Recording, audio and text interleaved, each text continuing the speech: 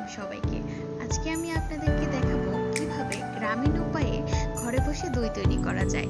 এক্ষেত্রে আপনারা যেই পরিমাণ দুধ নিবেন সেই পরিমাণেরই দই তৈরি করতে পারবেন। অর্থাৎ আপনারা যদি 2 লিটার পরিমাণে দুধ নেন, আপনারা 2 লিটার বা 2 কেজি পরিমাণেরই দই পাবেন। তো সেই ক্ষেত্রে আপনাদের কোনো দুধের অপচয় হলো না বা জাল করে যে দুধ কমিয়ে ফেলার ব্যাপারটা সেটা হবে না। আপনারা যতটুকু দিবেন ততটুকুই থাকবে। তো এক্ষেত্রে আমি নিয়েছিলাম 2 লিটার দুধ। 2 লিটার দুধের সাথে আমি এখানে 2 লিটার এক্সট্রা পানি অ্যাড করেছিলাম। অর্থাৎ 2 লিটার দুধ 2 লিটার পানি এবং 1 লিটার দুধ থাকলে 2 লিটার পানি এইভাবে দিয়ে থাকবেন। এখানে একটি কাঠির সাহায্যে আমি 2 লিটার দুধ আমার পাতিলে কত পরিমাণে ছিল সেটা ফার্স্টের দিকে মেপে নিয়েছিলাম। পরবর্তীতে আমি জাল করে যখন সেই দুধের পরিমাণটা সেই কাঠি সেই দাগ বরাবর হয় তখন আমরা জাল করা অফ করে দিব। এরপরে দুধটিকে নাড়াচাড়া করে এমন তাপমাত্রায় আনতে হবে যেন তাতে হাত দিলে তা সওয়া যায়।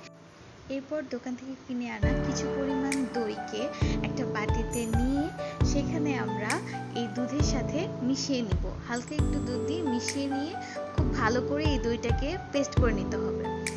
এরপরে সেটাকে সেই দুধের সাথে মিশিয়ে নিয়ে সেটাকে দই রাখার পাত্রের মধ্যে ঢেলে দিব।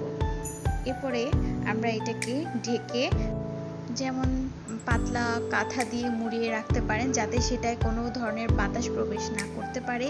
এভাবে কিছুক্ষণ যেমন 6 থেকে 7 ঘন্টা ঢেকে রাখলেই দেখবেন যে আপনার দই তৈরি হয়ে গেছে। এখন যেহেতু অনেক গরম পড়েছে তো দই অনেক তাড়াতাড়ি সহজেই তৈরি হয়ে যায়।